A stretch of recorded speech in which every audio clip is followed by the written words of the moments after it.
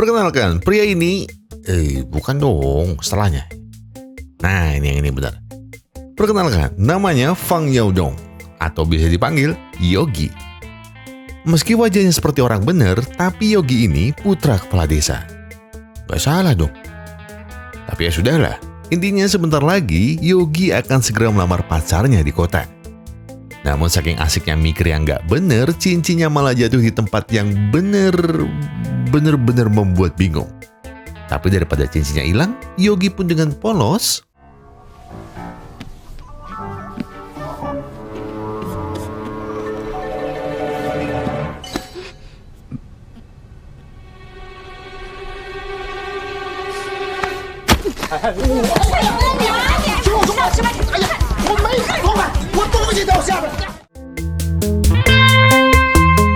Baiklah, mau jujur apapun Yogi menjelaskan kalau semua ini salah paham, tetap saja tindakannya jelas langsung membuatnya dicap pria nggak benar. Akibat keributannya tadi, Yogi pun segera meluruskan semuanya pada polisi bahwa ini hanya salah paham. Niat awalnya hanya ingin mengambil cincin wasiat ibunya. Gak ada niatan nyalain kamera, ngerekam, disimpan, terus disebar di grup tele. Masa ya mahasiswa kelakuannya kayak gitu?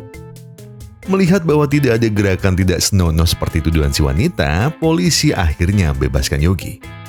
Dan beruntung cincinnya bisa kembali. Dan Yogi gak harus berurusan sama wanita rempong ini lagi. Seperti pria benar pada umumnya, Yogi pun sudah merencanakan kejutan yang matang, rapi, dan juga terukur. Dengan sisa tabungannya, Yogi mengajak pacarnya untuk menonton teater. Tapi gak lama, Yogi beralasan ke pacarnya untuk buang hajat sebentar. Namun, sementara pengunjung berdatangan, Yogi akan menyamar dengan kostum boneka sebagai pemberi hadiah undian untuk pacarnya. Dan persis seperti rencana, pacarnya pun maju kebingungan karena tak merasa ikut undian apapun. Tapi di saat itulah, Yogi segera membuka topengnya, berlutut, dan mengucap janji sehidup semati. Tapi semuanya berubah ketika Yogi dengan percaya diri membuka kotak cincinnya.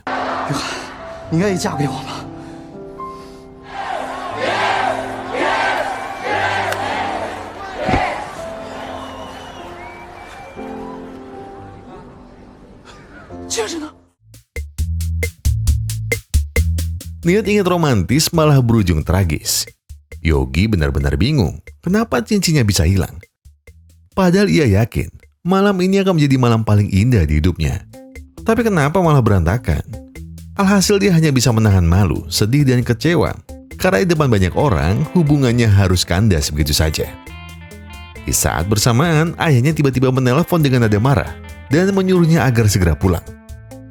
Tak mengerti dengan semua yang terjadi, Yogi pun segera menelpon adiknya dan bertanya ada apa. Dari adiknya Yogi diberitahu bahwa pacarnya sekarang ada di rumah. Yogi jelas bingung karena ia baru saja putus dan tidak mungkin pacarnya bisa tiba secepat itu ke rumahnya. Tak bisa banyak menjelaskan, adiknya cuma bilang kalau pacarnya beneran di rumah karena memakai cincin peninggalan sang ibu. Dengan buru-buru, Yogi pun ingin tahu siapa wanita yang sudah mengacaukan semua rencananya. Namun sebelum itu, dirinya malah dicegat tetangganya yang mengucap selamat. Yogi jelas bingung, selamat buat apaan? Ya untuk apa lagi? Meskipun belum sah jadi sarjana, seenggaknya Yogi sah menjadi seorang bapak. Ulah, cocote? Dua kepala Yogi langsung bingung. Kepala atas mikir kok bisa, kepala bawah mikir lah kapan? Tak mau masalahnya bertambah rumit, Yogi pun segera menemui keluarganya. Sesampainya di rumah, Yogi langsung dicecar habis-habisan kalau Yogi adalah pria tidak bertanggung jawab. Meski sudah menjelaskan semuanya bahwa ia tidak mengenal wanita ini, keluarganya tetap saja menyalahkan Yogi. Karena bukannya kuliah yang benar, malah ngelakuin yang gak benar. Pamannya lalu bertanya, kalau Yogi memang belum ngapa-ngapain, kenapa Nana datang kemari?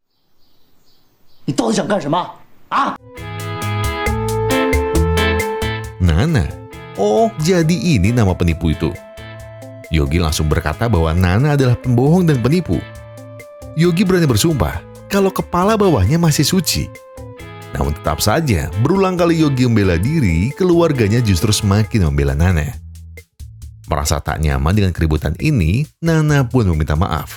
dan menjelaskan kalau tujuannya ke sini hanyalah ingin mengambil sesuatu dari Yogi.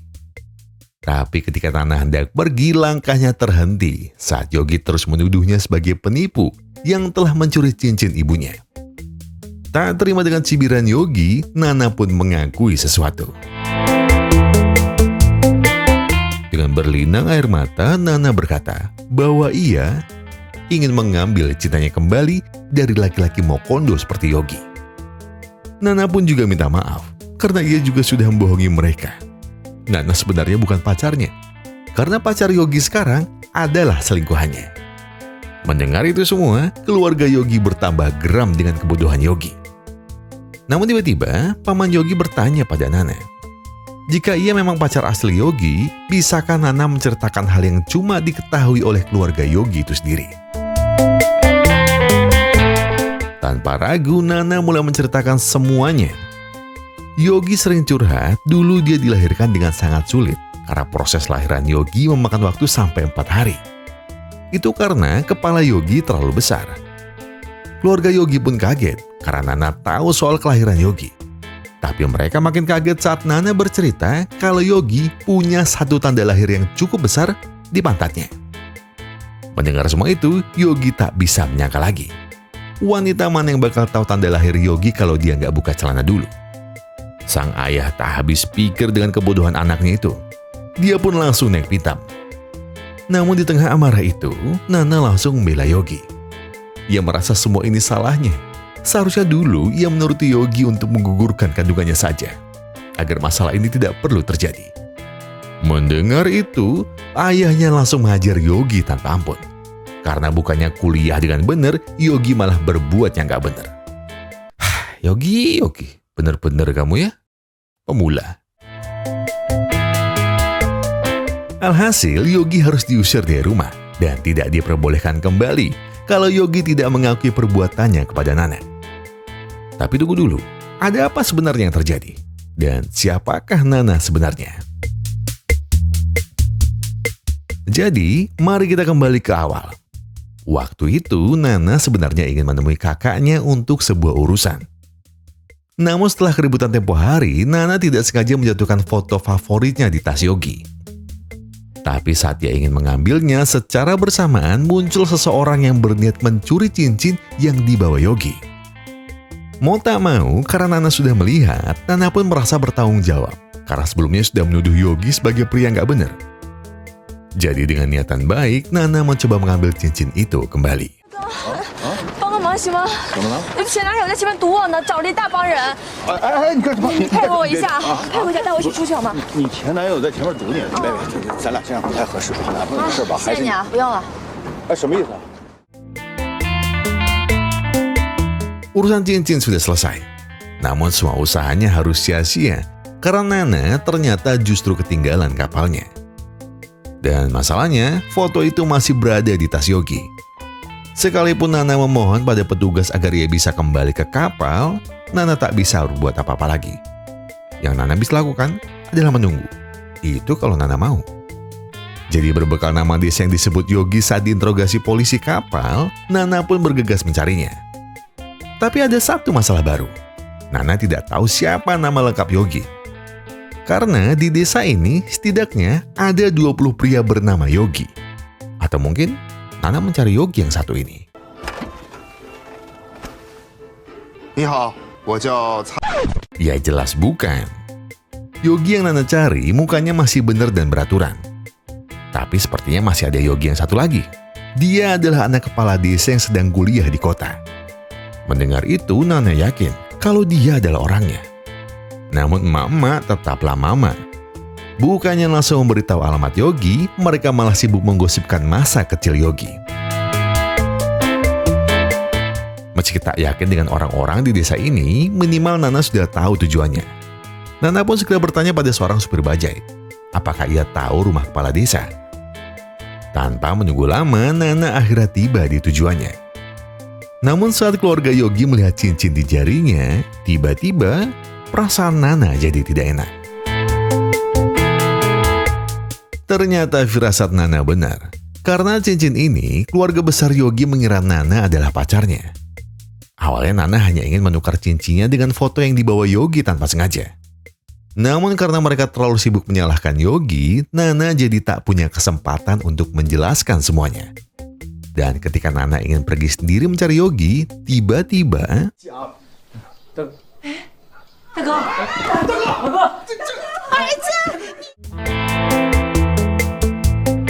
Satu masalah belum selesai, kali ini Nana malah terjebak di rumah sakit. Namun semuanya terlambat. Usia Pak Kepala Desa harus berakhir di sini. Dengan panik mereka segera memanggil dokter. Tapi kata dokter, baik-baik aja nih bapaknya. Jadi masalahnya ada di...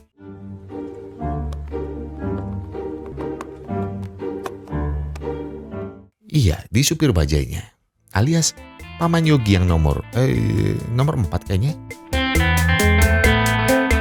Melihat keanehan keluarga Yogi, Nana harus segera mencari cara kabur dari sini. Atau ia akan terlibat masalah yang lebih rumit. Namun Nana malah salah masuk ke ruang bersalin. Belum lagi dokternya mengira kalau Nana malu mau memeriksakan kandungannya. Maka dokter pun keluar dan menyarankan agar Nana berhati-hati di 3 bulan pertama usia kehamilannya. Dan disinilah awal mula semuanya.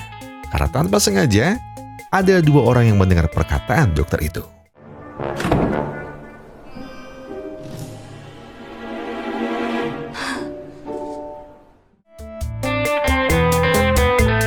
Nasi sudah menjadi bubur, dan Nana sudah tak bisa melakukan apapun kecuali kabur malam ini juga. Atau ia akan terjebak di sini selamanya karena dikira hamil. Maka tepat ketika keluarga Yogi sedang berkumpul, Nana harus bisa turun secepat mungkin tanpa ketahuan. Tapi lagi-lagi... 你从天上下来了，你去哪儿了？我都想死你。 Awalnya Nana memang berniat kabur secepat mungkin dari sini. Tapi semuanya berubah ketika pelan-pelan ia merasakan ada yang berbeda dari keluarga Yogi. Karena ternyata Nana baru menyadari bahwa keluarga Yogi bukanlah aneh. Tapi Nana lah yang tidak pernah mendapat kehangatan seperti ini. Persis seperti pagi itu. Nana baru pertama kali sarapan bersama keluarga yang terasa lengkap. Atau mungkin sudah sangat lama sekali. Dan bukan hanya lengkap, namun Nana benar-benar merasa diperhatikan mulai dari hal sederhana, hingga ikatan keluarga yang selama ini tidak pernah ia miliki. Dan di balik itu semua, Nana seperti punya hubungan spesial dengan nenek Yogi. Terlepas dari tingkah lakunya yang manja dan kadang susah ditebak, entah mengapa Nana bisa merasakan kehangatan yang berbeda dari anggota keluarga yang lain. Dan tanpa Nana sadari, perhatian khusus yang Nana berikan untuk nenek berhasil menyentuh hati keluarga yang lain. Maka dari itulah tidak aneh jadinya ketika Nana lebih disayang daripada Yogi. Pelan-pelan Nana tak hanya diterima dengan baik. Ia bahkan sudah dianggap seperti kakak perempuan oleh adik Yogi. Setelah terjalin kedekatan itu, adik Yogi tiba-tiba bertanya, bagaimana awalnya mereka bisa saling mengenal sampai akhirnya saling mencintai. Meski agak bingung memulai dari mana, Nana tiba-tiba menceritakan kisah pendekatan yang ada di kepalanya. Atau mungkin ya asal disebut sama Nana. Di suatu malam yang syahdu, ditemani musik jazz dari musisi favoritnya, Nana terlihat sedang makan sendirian. Hingga tiba-tiba muncul seorang pria dengan pakaian setengah-setengah mencuri perhatiannya. Tapi bukan karena penampilannya yang gak kayak orang benar. Namun kata-kata manisnya lah yang berhasil meluluhkan hatinya. 你有没有闻到一股烧焦的味道？没有啊，是我的心在为你燃烧。 Cuk, norae sumpah. Yok, aneh-aneh gue yok. Mendengar cara PDKT kakaknya yang wagu, adiknya merasa dua-duanya kayak orang gak bener. Tapi namanya juga cinta. Kadang bikin buta. Jadi adiknya yakin kalau kakaknya sebenarnya masih mencintai Nana. Dan seiring berjalannya waktu, pasti kakaknya akan menyadari kesalahannya dan berubah menjadi calon suami yang lebih baik. Besok paginya, Nana pun segera menemui Yogi yang kabarnya sudah seperti gelandangan di rumah pamannya. Hari itu Nana langsung mengutarakan niatnya. Jika Yogi mau mengembalikan fotonya, maka Yogi tak perlu jadi gelandangan lagi. Dan anggap saja tak pernah ada masalah di antara mereka. Tapi jika tidak, Yogi harus bersiap-siap keluar dari kakak. Yogi tertawa mendengar tawaran Nana. Dirinya tidak sudi dikasihani wanita culas seperti Nana. Kalau Yogi ingin kembali ke rumah, Yogi pastikan itu memang karena dirinya, bukan bantuan dari siapapun. Dan dia tidak akan membantu Nana sama sekali. Lagi menurut Yogi, untuk apa Nana menyimpan foto penyanyi jazz yang gundul itu?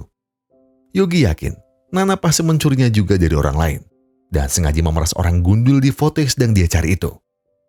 Tak terima dengan tuduhan Yogi, Nana tak bisa menahan emosinya lagi. Namun belum sempat Yogi membalas, tiba-tiba... 怎么回事？舅舅，我已经尽力了。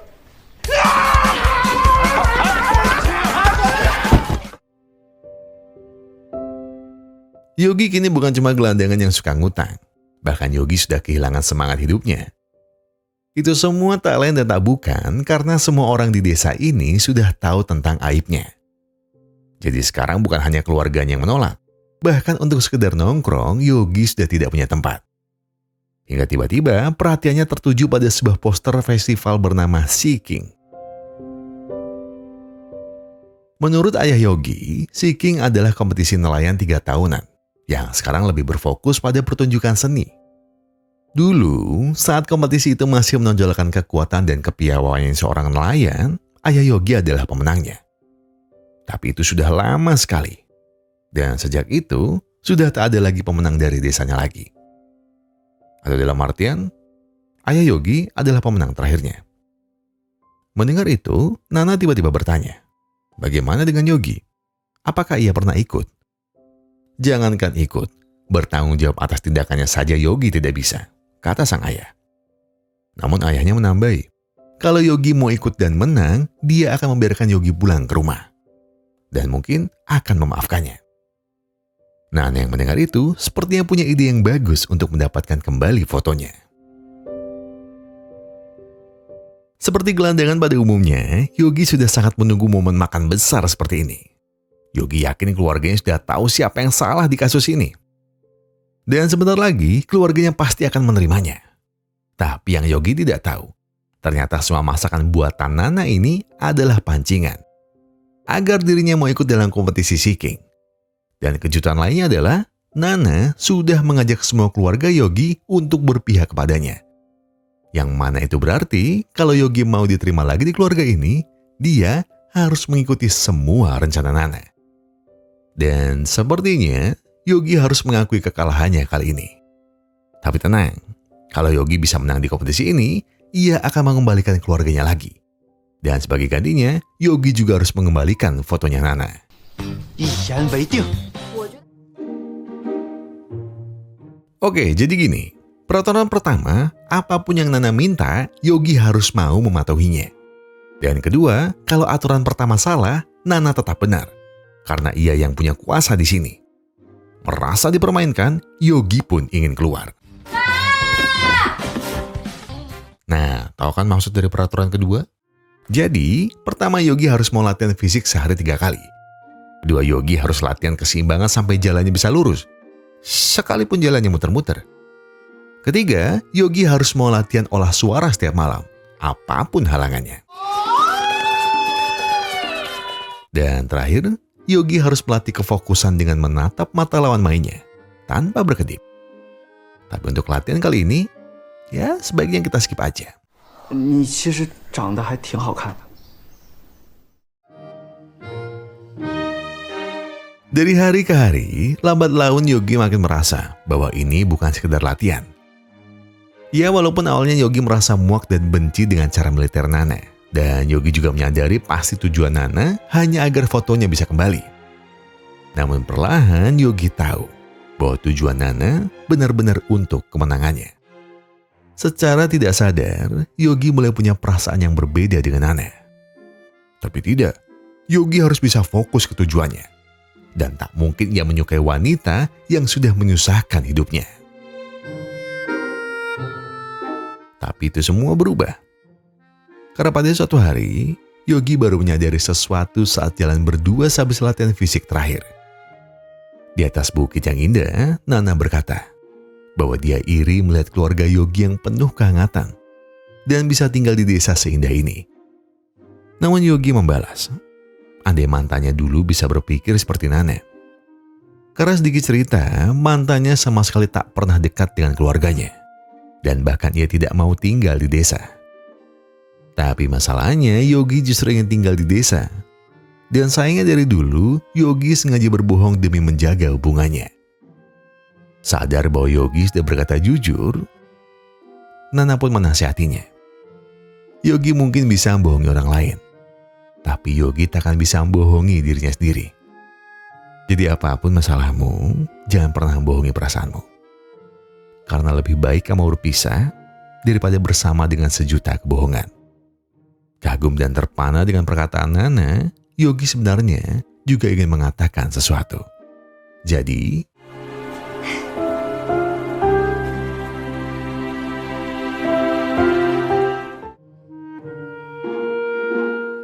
setelah melewati hari bersama, Yogi sebenarnya ingin kembali bersama Nana ke rumahnya.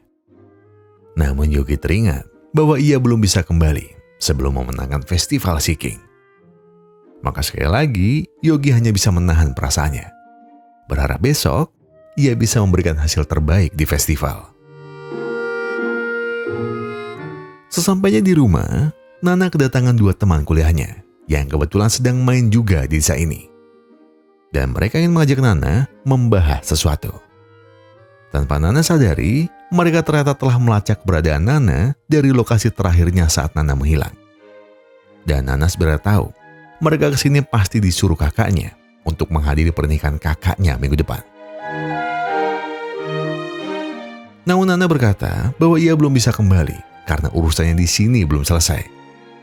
Nana berjanji akan kembali jika ia diberi kesempatan menyelesaikan apa yang telah ia mulai. Melihat ada sesuatu yang berbeda dengan Nana, mereka pun akhirnya menurutinya. Bahkan mereka juga siap bantu apapun jika dibutuhkan oleh Nana. Tapi kita semua masih diberikan sebuah pertanyaan besar. Siapa Nana sebenarnya? Akhirnya hari yang mereka tunggu pun tiba. Tak disangka saingan Yogi adalah calon juara yang tidak main-main. Terbukti dari cara mereka memperkenalkan diri dengan sangat percaya diri. Yang sayangnya hal itu membuat Yogi tiba-tiba gagap di depan semua orang. 大家好，我叫耀东。 Jelas mental Yogi langsung runtuh setelah ia malah menjadi bahan tertawaan semua orang, termasuk para pesaingnya. Namun Yogi masih punya kesempatan di babak adu bakat. Jadi Yogi harus tampil beda dan menarik lebih banyak audiens. Tapi sayangnya, semua saingan Yogi juga tak kalah piawai membuat ledakan sorak-sorai yang luar biasa. Mulai dari menyanyi sampai aksi debus. Sedangkan Yogi tahu kalau dia tidak mungkin menang melawan mereka. Tapi tiba-tiba, Nana ingat sesuatu.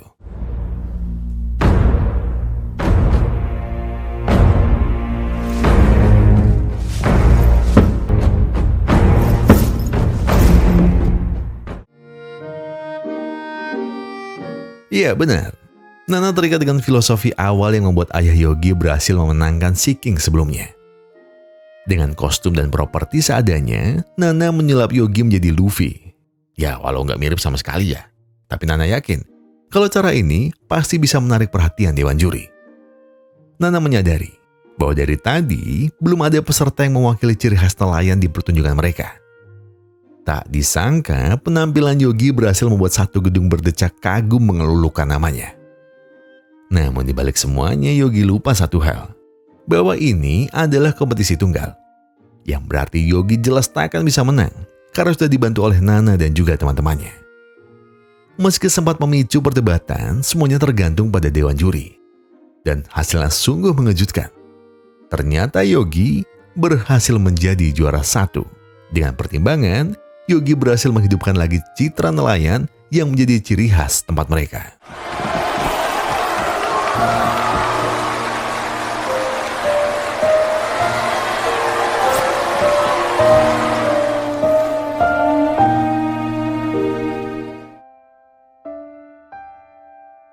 Akhirnya, janji Nana pada Yogi bisa ditepati. Dan itu tandanya tugasnya sudah selesai di sini. Tapi tiba-tiba, Nana minta waktu tambahan pada mereka. karena ia masih punya sedikit urusan terakhir yang harus Nana selesaikan sendiri. Permintaan Nana yang jelas membuat dua suruhan kakaknya merasa bahwa Nana sengaja ingin kabur dari kakaknya lagi.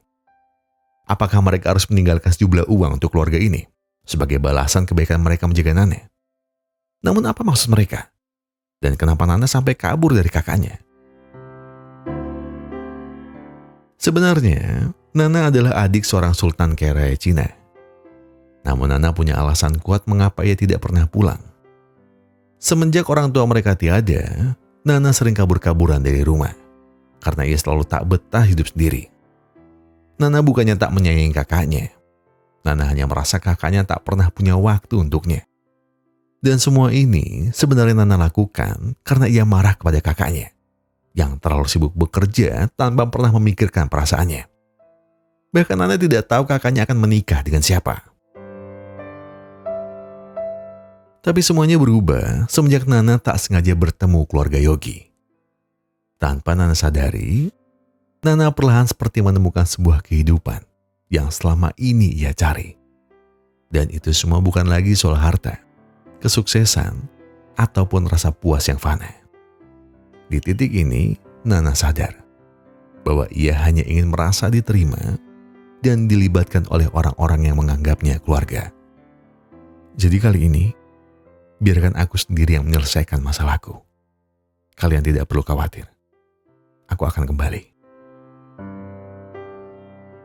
Di sisi lain, Yogi perlahan menyadari perubahan di dirinya yang tak akan terjadi jika ia tidak bertemu dengan Nana. Berkat Nana, Yogi tahu dirinya egois.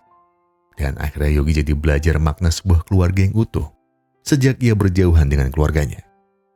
Bahkan selama ini, diam-diam Yogi tahu bahwa ingatan neneknya perlahan membaik semenjak Nana selalu mengajak neneknya bicara tentang apapun.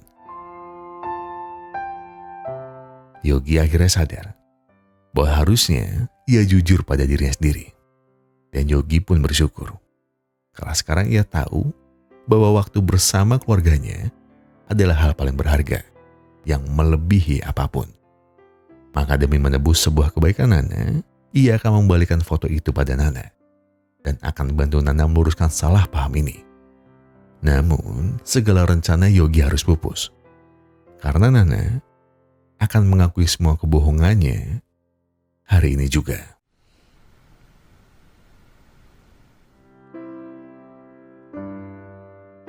Malam itu, suasana menjadi tegang. Rasa senang ayah Yogi karena Nana berhasil mengubah anaknya tiba-tiba berubah menjadi tanda tanya besar.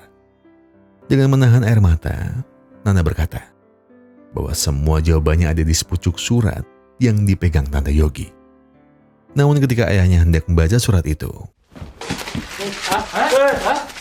jelas mereka semua tak mengerti apa yang sebenarnya terjadi. Maka sebelum semuanya terlambat, Yogi yang akan menanggung semuanya.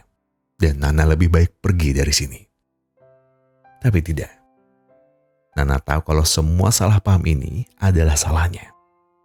Jadi Nana pun akhirnya mengaku bahwa ia bukan pacar Yogi. Dan dia juga tidak hamil. Pada awalnya, niat Nana kesini hanyalah ingin membalikan cincin itu dan kembali ke kehidupan lamanya yang sepi. Tapi ada yang perlu mereka tahu. Nana tak pernah berniat membohongi mereka. Karena sejujurnya, Nana hanya tak ingin kehilangan perasaan damai yang selama ini ia cari. Yang juga ia temukan di keluarga ini. Namun setelah melihat Yogi bisa kembali lagi ke keluarganya, Nana pun juga ingin kembali pada kakaknya. Karena pada akhirnya Nana juga sadar bahwa dirinya juga punya keluarga. Dan satu-satunya keluarga yang ia miliki hanyalah kakaknya. Jadi saat ini, Nana hanya ingin menebus kesalahannya dan memperbaiki semua masalahnya dengan sang kakak. Maka izinkan aku pergi tanpa rasa bersalah. Dan dari dasar hatiku, aku hanya ingin kalian tahu, aku sangat menyayangi keluarga ini.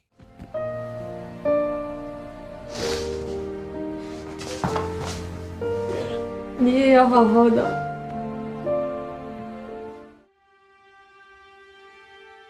Malam itu juga, Nana akhirnya memutuskan sebuah hal besar yang tak pernah ia pikirkan sebelumnya. Nana akhirnya menelpon kakaknya dan berkata ia akan datang ke pernikahannya. Dan Nana juga meminta maaf karena ia terlambat mengerti semua perjuangan kakaknya selama ini. Nana minta maaf karena baru sekarang ia menyadari kalau kerja keras kakaknya hanyalah untuk kebaikannya. Dan Nana juga baru sadar bahwa selama ini kakaknya rela banting tulang seorang diri karena ia tak mau Nana menderita seperti dirinya. Dan terakhir Nana juga akhirnya sadar kakaknya rela terlambat menikah di usianya yang hampir 40 tahunan. Dan itu hanya untuk menjamin masa depannya Nana, agar Nana tidak usah pusing dengan apapun setelah kakaknya berumah tangga. Dan lagi maksudnya kakaknya menikah adalah menambah besar keluarga mereka. Singkat cerita, Nana akhirnya menepati janjinya. Ia datang tepat ketika kakaknya ingin membatalkan pernikahannya. Segala tameng egois dan keras kepala satu sama lain perlahan luruh, tergantikan dengan derai air mata keluarganya yang tulus. Sambil memeluk haru sang kakak, Nana juga akhirnya memberikan sesuatu yang selama ini ia perjuangkan, yang selama ini ia simpan, dan yang selama ini ia inginkan. Sebuah sobekan foto yang berhasil dia satukan, yang tadinya hanya dia gunakan untuk mengingatkan bahwa dirinya dulu pernah punya keluarga. Dan sekarang, keluarganya adalah kakaknya. Dan juga suami barunya. 这从今以后，咱们就是一家人。 Beberapa bulan kemudian, terlihat Nana sedang berjalan sendirian. Ya mungkin memang saat ini Nana memang sendiri. Tapi setidaknya Nana tak jadi kehilangan kakaknya. Sambil berjalan, Nana membayangkan jika ia bisa kembali ke masa lalu, mungkin ia ingin menghabiskan sisa hidupnya sebagai orang biasa dan hidup bersama keluarga Yogi. Dan tiba-tiba Tuhan seperti menjawab doanya.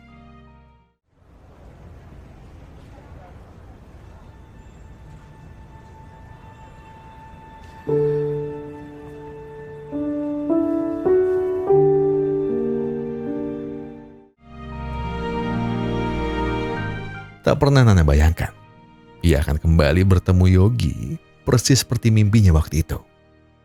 Seperti mimpinya saat Nana mengarang cerita perkenalannya kepada adiknya. Tapi tunggu dulu, bukan hanya Yogi yang datang. Semua keluarganya ada di sini.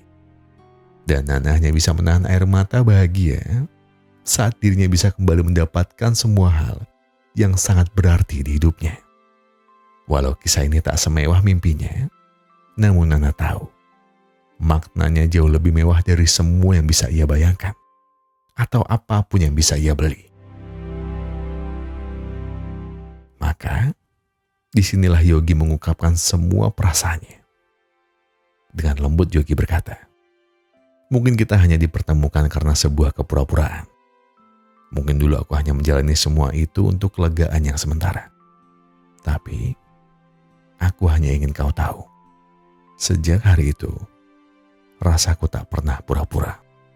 Aku hanya ingin kau tahu bahwa aku tak mau terlambat mengatakan ini. Nana, apakah kamu mencium aroma terbakar? 是我的心。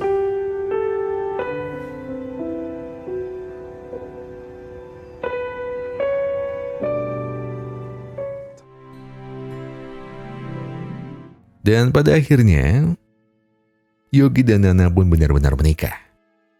Dan setelah melihat perubahan Nana yang sebegitu signifikan, kakaknya pun menitipkan kenang-kenangan sebagai hadiah pernikahan mereka. Dan juga hadiah untuk Yogi dan juga keluarganya. Sebab berkat mereka, adiknya yang keras kepala akhirnya menemukan arti keluarga yang sesungguhnya. Karena tanpa mereka, mungkin Nana akan terus kabur-kaburan darinya. Namun, berkat kehangatan Yogi dan keluarganya, Nana akhirnya bisa menyadari betapa kakaknya sangat mencintai dirinya. Jadi sebagai ucapan terima kasih, kakaknya pun biayai pernikahan Yogi dan juga Nana dengan mengundang sedikit orang. Ya, cuma mengundang satu desa. Terus juga memberi sedikit hadiah mobil Ada 1, ada 2, ada 3, ada ulah cok akeh. Ya oke, membicarakan tentang ketidaksengajaan atau kepura-puraan. Kalian pernah gak sih ngerasa lebih nyaman di tempat orang lain ataupun di keluarga orang lain? Yang kalau di keluarga sendiri, di sana lebih enak nih gitu. Dulu saya ngerasa kayak gitu karena apa ya, kayaknya kayak diperhatikan lebih baik, kayak di apa ya, bener-bener di rumah nggak kayak gini nih hawanya nih gitu.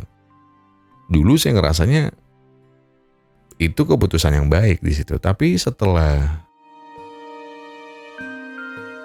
dewasa dan setelah diterpa banyak masalah, saya jadi tahu kalau waktu itu kenapa di rumah sering ngerasa nggak enak, karena ya harus diakui memang nggak hanya faktor dari orang-orang di rumah, faktor dari diri kita juga di situ. Tapi nggak bisa 100% benar atau salah ya. Tapi dalam artian memang ini saya pribadi ya, jadi saya baru bisa berpikir kalau yang bisa membuat rumah ini menjadi rumah seperti yang saya rasakan dulu di rumah teman-teman ataupun di rumah yang lain yang saya ngerasa lebih diterima, itu dari diri saya di situ. Ternyata memang keluarga saya ada keluarga yang lumayan kaku, bukan lumayan ya, sangat ya. Dan kayaknya itu terjadi di banyak keluarga juga, itu dia. Dan di dewasa ini saya coba memutus hal-hal yang terlalu kaku kayaknya sih. Jadi kayak mulai merayakan hal-hal kecil yang dulu nggak pernah dirayain, kayak achievement kecil ataupun apa yang membuat jadi tidak kaku lah. Dan ternyata itu yang membuat sekarang sedikit lebih hidup, itu dia. Jadi mungkin buat kalian yang sedang merasakan nggak enak di rumah di situ. Yang pasti saya nggak tahu keadaan kalian 100%. Kalau memang tidak bisa membuat rumah menjadi lebih nyaman atau lebih baik tempatnya, seenggaknya putus hal buruk tersebut di kalian.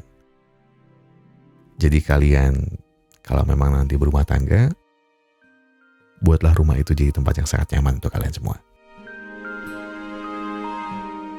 Dan mungkin kalau sedikit pesan dari saya pribadi, jangan pernah mengharapkan bantuan dari luar.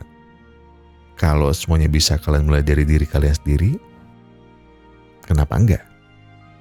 Putus yang buruk, bangun yang baik. Saya Gogon dan segenap tim Musrabe Glory mengucapkan terima kasih. Terima kasih buat yang sudah menonton video ini sampai habis. Terima kasih buat yang sudah memberikan like. Terima kasih buat yang sudah memberikan komentar, mensubscribe, dan juga memencet tombol thanks-nya. Karena apapun yang kalian lakukan untuk channel ini sudah sangat membantu channel ini berkembang sampai hari ini. Dan sebagai penutup, saya pengen bilang ke kalian semua, kalau kalian lagi ada banyak masalah, susah ngomongnya tuh. Kalau kalian lagi ada banyak masalah yang itu berat banget, yang tenang. Gak perlu buru-buru, gak perlu nyusu-nyusu. Selesaikan semuanya dengan yang paling dingin.